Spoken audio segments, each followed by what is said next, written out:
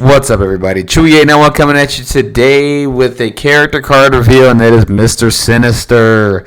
We got a glimpse of him in the panel to play. We got to read a little bit of what he could do, and then we were able to watch a match with him, I believe, Thursday of last week with Shick and Dallas Camp from the Time As the Games live stream.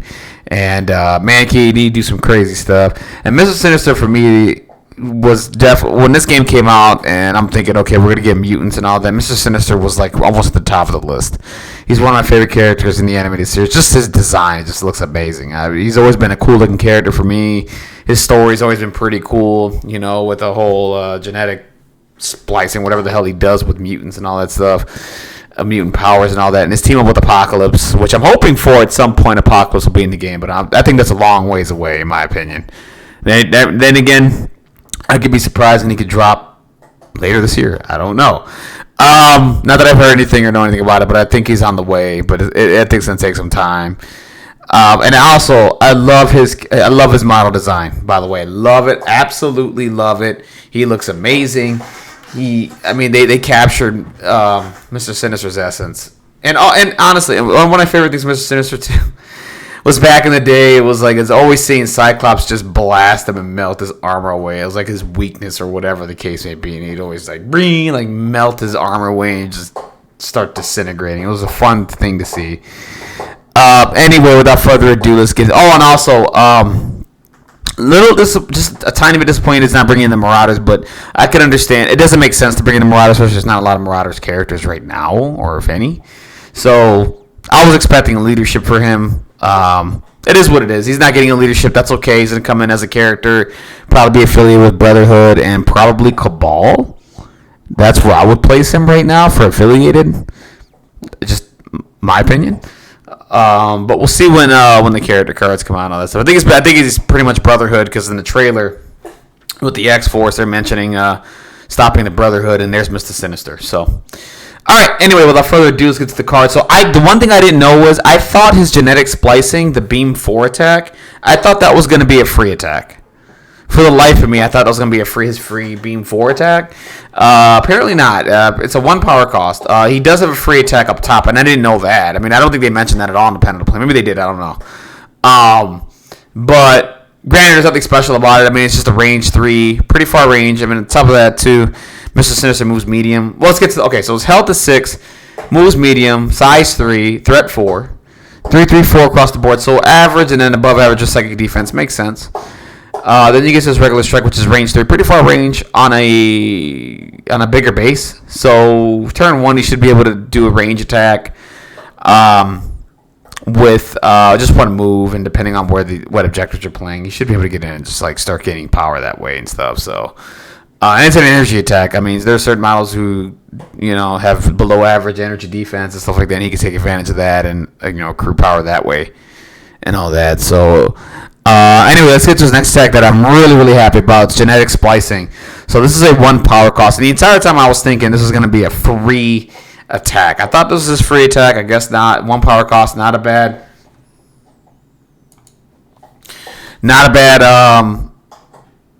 spender. 1 power, not expensive at all. Beam 4. After each attack is resolved, this character gains 1 genetic sample token. So basically, the whole point of this is if you can line up like 2 or 3 models. And Beam 4 is a really long range. With his movement, it's long. It's really huge. If you can target 2 or 3 characters, you're going to get 2 to 3 genetic sample tokens. Remember, it's for each attack that is resolved.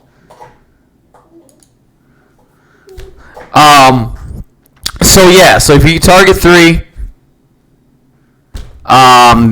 you get 3 genetic spikes, which is what you want to do with this character. You want to get that genetic spikes tokens to pull off really cool stuff. And I love that. I love that Atomic Mass games with certain characters get into this where they have special tokens and they can do things with them. I hope they keep this going with other characters. I like this mechanic with characters, so this is pretty cool. So now we get to Engineered Perfection. Let's get to his big spender. I apologize. Recombatant Disintegration. It's an area attack. 6 strength die, 6 power cost. Really, really expensive. It's funny because I was Dallas was playing with the Cyclops team, and he was able to, with Cyclops' leadership ability, have certain characters around and make this a cheaper attack to use. I love the way he used it with Cyclops. I mean, I've been playing the Cyclops team lately, and that's, I'm finding some uses for that in certain situations. So if you could find a way to make this cheaper with, like, no matter the cost or, like, Cyclops' leadership ability, this is a really good attack. So the range of the attack was equal to the number of genetic samples this character has. So basically, if you have 3, which is the max, you get an area 3 attack, which is bonkers. Area 3, whoever's within range of that is going to get hit. So, yeah, really cool attack. So now we get to the special here. On a crit hit wild. I'm sorry, crit hit. Yeah, it's crit hit. Yeah, crit hit. As this attack is resolved, each enemy character within range of this attack suffers 1 damage. So, I believe this is after each attack is resolved and you get that result. Each enemy character within range 1 of the attack suffers 1 damage. That's crazy. So you're gonna splash out a lot of damage to characters if you pull this off. Granted, the condition is crit hit. So each one is 1 out of 8. If you could package some rerolls and stuff like that, you could probably pull this off consistently. Maybe pair them right next to Zemo and all that. I'm just mentioning he's probably going to be a Cabal member, so you could probably do something like that, right? And maybe pull this off as much as possible. You could probably daze a lot of characters with this attack if planned properly and if things work out a certain way with dice and all that. So, Engineered Perfection. Remove any genetic sample tokens from this character. Remove 1 special condition from this character for each genetic sample token removed. This super can only be used once per turn. Really cool. Anytime you can remove conditions from a character without having to use an action is good. Especially with the condition game on the rise. Like I said, defenders, this can be huge against just other characters that put out a lot of conditions. So, if someone's just focus firing, like for example, they do a combination, a trip up with like Doctor Strange and his leadership ability, and next thing you know, you got Hexed on Stagger. Granted, I don't think there's any way to remove Stagger, but so the point is you can remove those other 2 because stun sucks. If you get stun on you, man, you don't even think about it. You're not amassing power or anything on attacks and all that and damage and all that crap. Stunned, it sucks. I mean, not in a bad way. Like, it sucks for you as a player. Like, when you're playing and you're not even thinking about it, you're not accruing power. Because power is important in this game. You need power to do a lot of shit. So, the fact that you could do this without burning in action is good. So, that's a really cool thing. No power cost for this. You just remove the genetic samples and you remove conditions. Really, really cool stuff. So, genetic negation. Choose an enemy character within 3 of this character and remove 1 genetic sample token from this character. If you do, the chosen character gains a root special condition. So root is one that's slept on. You have to spend, it's +1 for power. This could definitely mess with somebody's math later on in the game when they're rooted. So, especially with Loki, when you play Loki with this crap, like, you next thing you know, you have all this power to do stuff. Next thing you know, you spent too much because you're rooted and like Loki's right next to you and all this crap. Like, it really bucks at your math every now and then. So that's a cool root. Is pretty cool. All right, so such fun little playthings. That's funny. Choose an enemy character within 3 and advance the character small. This bar can be only used once per turn. See, I didn't even know that when I watched the game last week. I didn't know this character had this. Right? Like, they didn't talk about it in the panel play. I don't think, but. 2 power, because it was a funny thing. Like, towards the end of the game, like, Dallas had the game won if he kills Quicksilver, right? And he moves up, does an attack, and then Quicksilver does Speedster, and he's unable to pull off a range attack on Quicksilver, right? So if he would have popped this off first and moved Quicksilver within small, he would have been able to strike and try to go for the win at that point against Quicksilver. He didn't, but he probably forgot all about it.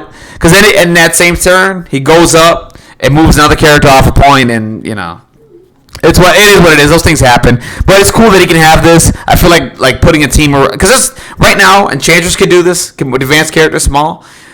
He can do it. Loki can do it with the Mind Gem. Thanos can do it with the Mind Gem. Like, I feel like just fielding characters that can just move people off points and just like reposition them for certain things. Like, I want to come up with a team like that. Molecular regeneration. If this character would suffer damage, it may use a superpower. Remove any number of genetic sample tokens from this character. Reduce the amount of damage suffered by 1 for each genetic sample removed. So if you take 3 damage, you can remove 3 genetic splicing, and you don't take any of that damage. That's pretty cool. Survivability seems to be pretty high without any reroll. Like with this, I mean, it looks like he doesn't need rerolls at all. If he could just have the genetics, but the key to this is getting the genetic samples. Right now, the only way to get genetic samples is by doing genetic splicing, and I think he's going to come with a character team tactic or tactic card that's going to do it. So we'll see what happens. Right now, yeah, the only way to get is like genetic splicing, right? Like, there's nothing. He doesn't have a condition in here, like a superpower that says, hey, if you did a damage, you get a genetic token. No, it's you gotta do genetic splicing, beam 4, and you should be able to get this pretty easily. You should be able to get 2 or 3 a turn, depending on how you do the beam 4 attack. And I think, like I said, I think there's a character card that he can play that each character takes the damage you gain in genetic splicing tokens. So there's another way you could do it too. But yeah, I mean, wow, really cool looking fig, really great card. Right now, off the top of my head, like I'm thinking for sure, Brotherhood is gonna be great because he's gonna be affiliated. Cabal, he'll probably be affiliated. He'll be good in there, especially with the scoring team. I think there's some potential there with the scoring team, with the Sin and Viper, with him as well, and somebody else. Like I mean, my mind is just with teams. I was also thinking about playing him with Inhumans actually too. The fact that you can pass off power, like for example, if you can, you start off with a power turn.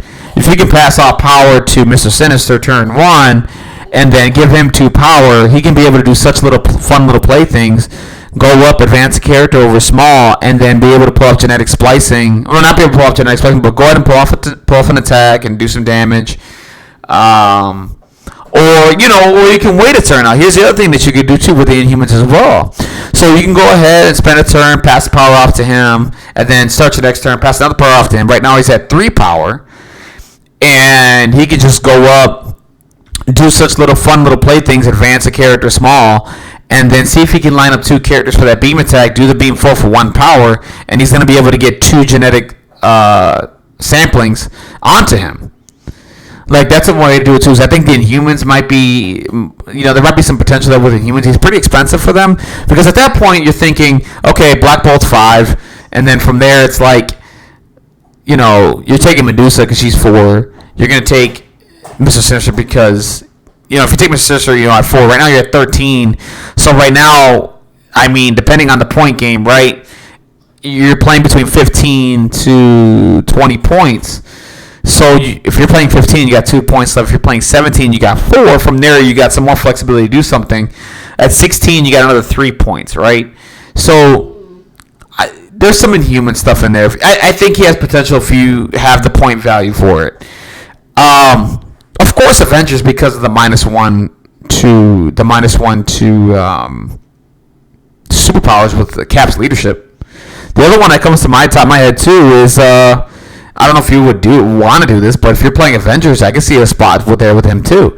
The fact that you can heal 1 damage or heal a condition with the leadership, and on top of that, he has genetic splicing where he can heal himself as well. I mean, he's going to be hard to kill in that affiliation.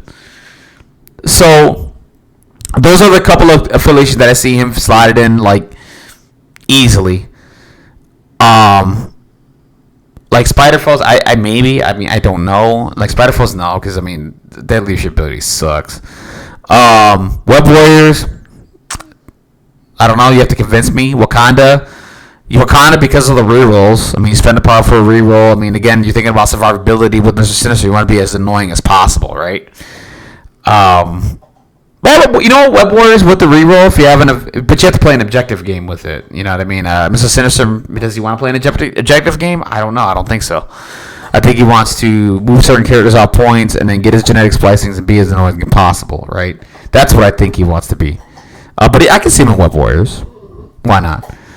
Another team, X-Force, I don't know. I haven't seen enough gameplay with them. I don't know if he fits in there. X-Men. I saw him play well with Cyclops. I mean, that leadership abilities has grown on me over the time as I keep playing it. I'm starting to like that leadership a lot. I can see him playing in there because of the fact that you can do attacks for cheap. It helps him too. Storm with the cover. That's okay. From there, I mean, that's it. I mean, but for me, the top 3 teams, like off the top of my head, like for sure, Brotherhood, Cabal, because he's going to be affiliated, and maybe Inhumans because of the power passing around. You know what I mean? Like you're starting to pass all that power around, and you can do some crazy plays with that, right? Depending on what you want to do. And you can move a character into, the best part about it is too, with that move, you got to think about this too, you're going to try to want to set up Medusa early to like start, laying waste to other characters. So you could probably like move a character small within range, and then from there Medusa goes. There's a lot of setup to this. But like my mind is just running rampant with Inhumans right now, Mr. Sinister. So, anyways, guys, that's it for me. Again, not much changes on his injured side except his health. His health goes down to 5. There's nothing different here, at least from wording wise. I don't see anything that's different. Everything's the same except his health. Anyways, guys, that's it for me. That's Mr. Sinister's character card reveal. I'm very excited that this character is in the game. I'm happy he's here. One of my favorite models in the game. He was one of my favorite characters in the X-Men anime series. He looks great. His card is awesome. He has a lot of potential. Can't wait. We haven't had a release here since February, and I cannot wait to get these models in my hands in May. Let's go! I'm ready. All right, guys. Anyways, do me a favor. Comment down below. Let me know what you guys think of Mr. Sinister. What teams do you guys see him playing in? All that good stuff. Do you like his model? Do you don't like his model? What ideas do you have for him? And if you guys can, please like the video if you like the video, dislike the video if you dislike the video. Subscribe to my channel. We'll have more MCP content as it keeps rolling out. I think the next couple of cards that will be coming out are Quicksilver and Scarlet Witch. We should be seeing those soon. I don't know when. Either this week or next week. We'll find out. I don't know, but I cannot wait to see those cards because Scarlet Witch is going to be a problem. Anyways, guys, that's it for me. Take care. Have a wonderful, blessed day. Take it easy.